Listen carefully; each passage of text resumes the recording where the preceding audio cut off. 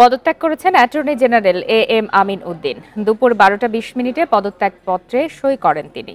পরে তা রাষ্ট্রপতির কাছে পৌঁছে দেওয়া হয়। 2020 সালের 8 অক্টোবর তৎকালীন রাষ্ট্রপতি আব্দুল হামিদ সুপ্রিম কোর্টের জ্যেষ্ঠ আইনজীবী এম আমিন উদ্দিনকে অ্যাটর্নি জেনারেল হিসাবে নিয়োগ দেন। তিনি প্রয়াত অ্যাটর্নি জেনারেল মাহবুবে আলমের স্থলাভিষিক্ত হন। সুপ্রিম কোর্ট আইনজীবী সমিতির ওই সময়ের সভাপতি আমিন উদ্দিন এর আগে 2 মেয়াদে সমিতির সম্পাদক ছিলেন। 2019-20 মেয়াদে তিনি সমিতির সভাপতি ছিলেন। সর্বশেষ 2020-21 মেয়াদে তিনি সমিতির সভাপতি নির্বাচিত হন। প্রিয় নম্বর সেট করে বিকাশে সেন্ড মানি করুন ফ্রি। এ বিষয়ে আরো বিস্তারিত জানাতে এই মুহূর্তে আমাদের সঙ্গে যোগ দিয়েছেন হাইকোর্ট চত্বর থেকে সহকর্মী জাহিদুল বাশার। জাহিদুল বাশার, পদত্যাগ করেছেন attorney general M Amin Uddin. তিনি তো 12:20 দিকে পদত্যাগ পত্রে সই করেছেন বলে আমরা জানতে পেরেছি। আপনি সেখানে আছেন, সেখানকার বিস্তারিত জানাবেন। আমি এই মুহূর্তে হাইকোর্টে রয়েছি। দেখুন, আমি কিছুক্ষণ আগে অ্যাটর্নি জেনারেলের যে কার্যালয় সেইখান থেকে ঘুরে এসেছি। পুরো কার্যালয় সহ এখন শুনশান নীরবতা একরকম। এবং একটা বিষয় যে অ্যাটর্নি জেনারেলের এই পদত্যাগের মধ্য দিয়ে বাংলাদেশে এই high court division, supreme court division, যত বিচারিক আদালত আছে সব জায়গায় অর্থাৎ বাংলাদেশের পুরো আদালত অঙ্গনে রাষ্ট্রপক্ষের যেই আইনজীবীরা রয়েছেন, যে পার্সোনাল যেই পাবলিক প্রসিকিউটর যারা থাকেন, সব জায়গায় কিন্তু একটা বড় ধরনের ধাক্কা লাগলো। এবং এখন ধীরে ধীরে যেটি দেখা যাবে যে বিভিন্ন জায়গা থেকে এতদিন যারা রাষ্ট্রপক্ষের আইনজীবী হিসেবে কাজ করে এসেছেন তারা অনেকেই পদত্যাগ করছেন। অনেকের উপরে পদত্যাগ করার জন্য চাপও থাকবে, কারণ অনেক অভিযোগ আছে এদের বিরুদ্ধে। আজকে অ্যাটর্নি জেনারেল তিনি পদত্যাগ করেছেন। তিনি সরকারের প্রধান আইন কর্মকর্তা।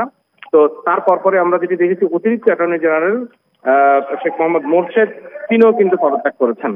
তো সব মিলিয়ে এখন যেটি বলা যায় যে এই যে তার এই পদত্যাগ শুধু এটি নয়, আইনাঙ্গনে কিন্তু আরো সংস্কারের দাবি উঠেছে। চতুর্দিকে যেরকম গত 15 বছরের যে সরকার ব্যবস্থা ছিল তাদের যে কার্যক্রম, তা নিয়ে ক্ষোভ, তা নিয়ে নানান ধরনের অভিযোগ, এখন সেগুলোকে তার সাথে যারা জড়িত দায়ী তাদেরকে যেরকম জবাবদিহিতার আওতায় আনার দাবি উঠেছে, তেমনি আইন অঙ্গনও কিন্তু ব্যাপকভাবে।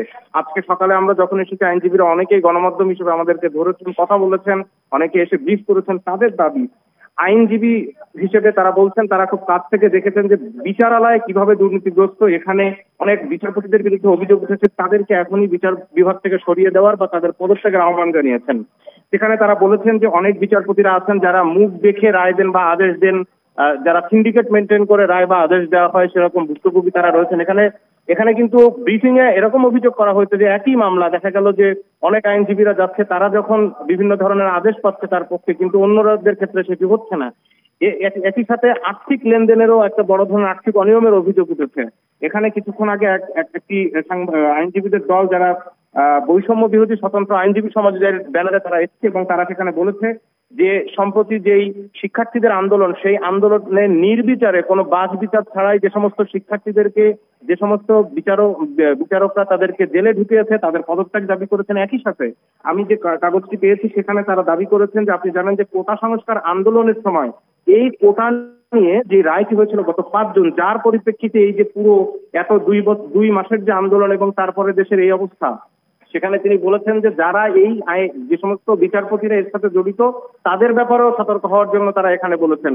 আর আরেকটি বিষয় এখানে উল্লেখ করার মতো, এই মুহূর্তে সুপ্রিম কোর্টে আমি যেটি দেখতে পাচ্ছি, আপনি জানেন যে বেশ কয়েক বছর আগে সুপ্রিম কোর্টে একটি ভাস্কর্য, যেটি একটি গ্রিক দেবীর যে ভাস্কর্য, সেটি নিয়ে কিন্তু ব্যাপক আলোড়ন হয়েছিল। আপনি জানেন যে বিভিন্ন ইসলামিক গ্রুপ যারা রয়েছে বাংলাদেশের, তারা এটি নিয়ে আপত্তি জানিয়েছিলেন। অনেকেই বলেছিলেন যে এটি বাংলাদেশের সংস্কৃতির সাথে যায় না, যেটি বাংলাদেশের প্রধান বিচারপতির যে কার্যালয় বা বাংলাদেশের যে চিফ জাস্টিসের যে এজলাস তার ঠিক সামনে সুপ্রিম কোর্টের মূল ভবনের সামনে প্রতিস্থাপন করার কথা ছিল। সেটি পরবর্তীতে ব্যাপক আন্দোলনের মুখে সেটিকে কিন্তু সরিয়ে সুপ্রিম কোর্টের হাইকোর্ট ডিভিশনের আরেকটি ভবন, যেটি এনএক্স ভবন, সেই ভবনের সামনে বসানো হয়েছিল, যাকে বলা হয় গ্রিক দেবীর যে ভাস্কর্য। সেই ভাস্কর্যটি কিন্তু এই মুহূর্তে স্থানীয় অনেকেই এসেছেন সেটিকে কেটে সেটিকে সরিয়ে ফেলছে।